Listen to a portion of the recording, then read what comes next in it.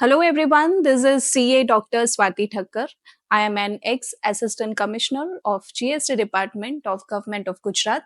Currently, I am working as an assistant professor of income tax and GST at Tolani Commerce College. So basically कई time से काफ़ी students का ये question था कि ma'am हम सिविल सर्विसेज के एग्जाम्स की प्रिपरेशन कर रहे हैं या सीए एग्जाम्स की प्रिपरेशन कर रहे हैं, तो ये जो सारी few of the most difficult exams है उनकी प्रिपरेशन के लिए एक सही मेथड क्या होनी चाहिए?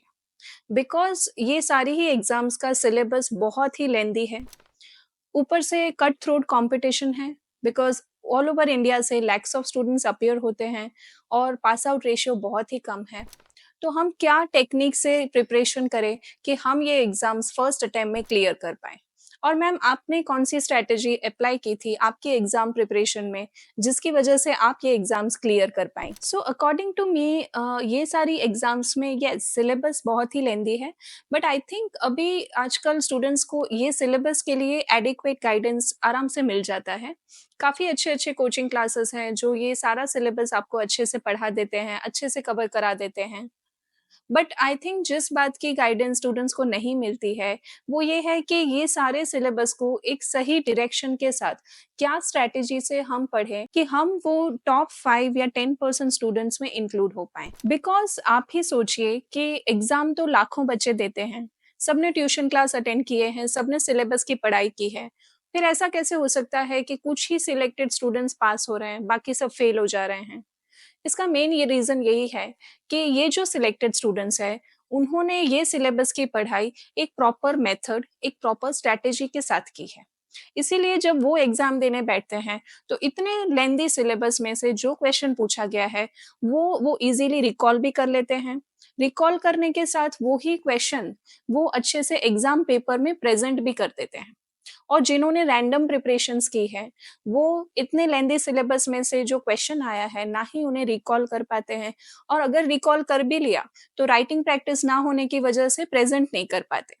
तो आई थिंक गेम चेंजिंग यहाँ पे यही है कि आप कौन-सी स्ट्रैटेजी से एग्ज़ाम की प्रिपरेशन कर रहे हैं। So here I am sharing my own tried and tested exam preparation strategy जो मैंने खुद अपनी एग्ज़ाम प्रिपरेशंस में कई सालों से अप्लाई की है और जिसकी हेल्प से मैं ये सारी ही एग्ज़ाम्स क्लियर कर पाई and that too without any kind of coaching classes.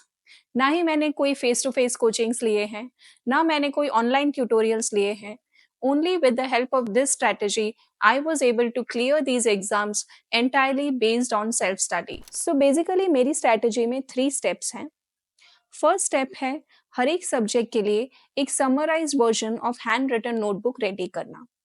Second step है ये हैंड रिटन नोटबुक को मिनिमम 2 to 3 टाइम्स रिवाइज करना। और थर्ड स्टेप है previous years question papers plus writing practice. Let me explain you in detail कैसे आपको ये तीनों ही स्टेप्स फॉलो करने हैं और कैसे आपको जो भी आपका अवेलेबल टाइम है उसको इन तीनों ही स्टेप्स में एलोकेट करना है। फॉर एग्जाम्पल मैं सीए इंटरमीडिएट के एग्जाम की प्रिपरेशन कर रही हूँ और मेरी एग्जाम आज से एग्जैक्टली 12 मंथ्स के बाद है। तो फर्स्टली मैं आपको टाइमलाइन बताती हूँ कि कितना टाइम मैं कौन से स्टेप में एलोकेट करूंगी। मेरे पास 12 मंथ्स है, तो उसका exactly half that is 6 months जो है वो मैं मेरा फर्स्ट स्टेप जो है जिसमें मुझे summarise hand written notes ready करनी है उसके लिए एलोकेट करूंगी। और बाकी जो 6 मंथ्स मेरे पास बचे हैं उसको मैं इक्वली डिवाइड कर दूंगी। 3 मंथ्स जो है वो मेरे स्टेप 2 के लिए जो कि रिविजन के लिए है और लास्ट 3 मंथ्स जो है वो मेरी writing practice plus previous years के question papers. Step number 1 preparation of hand written notes. अब मेरी जो ये मेथड होती थी वो ऐसे होती थी कि सबसे पहले मैं जो मेरा बेस टेक्स्ट बुक मटेरियल है, फॉर एग्जांपल सीए एग्जाम्स में हमारे आईसीएआई के मॉड्यूल्स होते हैं, वो लेती थी और उसके साथ ही मैं एक ब्लैंक नोटबुक रखती थी।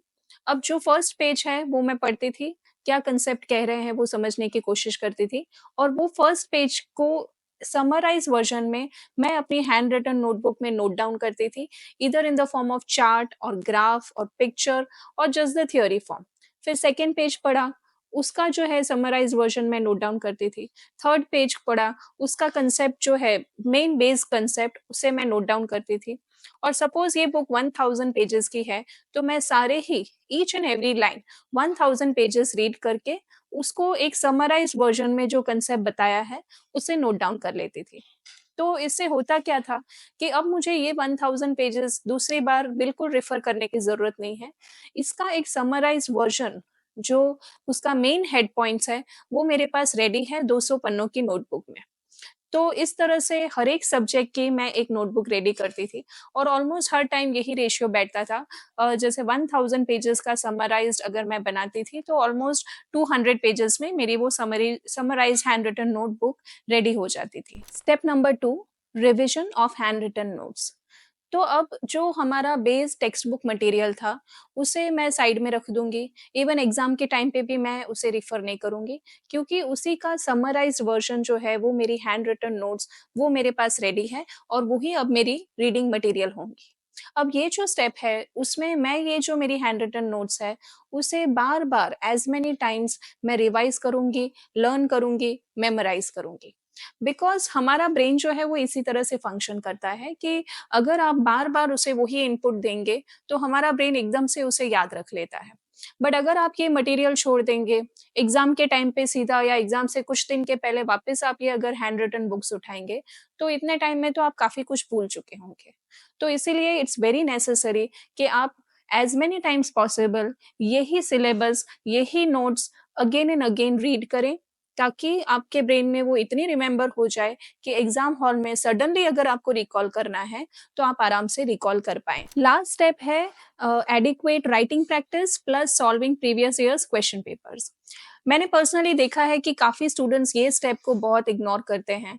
वो पढ़ाई में इतना एनग्रॉस हो जाते हैं कि लिखना तो भूल ही जाते हैं। तो आई कैन अश्योर यू कि जब तक आप राइटिंग प्रैक्टिस नहीं करेंगे, आप एग्ज़ाम हॉल में आपके दिमाग में कंसेप्ट क्लियर होगा, फिर भी उसे अच्छे से प्रेज़ेंट नहीं कर पाएँगे। तो लास्ट के जो 3 मंथ्स हैं, वो मैं फुल्ली यूटिलाइज़ करती थी राइटिंग प्रैक्टिस के लिए और प्रीवियस ईयर्स के क्वेश्चन पेपर सॉल्विंग। ताकि इतना सब करने के बाद जब एग्ज़ाम हॉल में आप बैठेंगे, तो आई एम वेरी श्योर कि आपका कॉन्फिडेंस एक अलग ही लेवल पे होगा। That's it friends.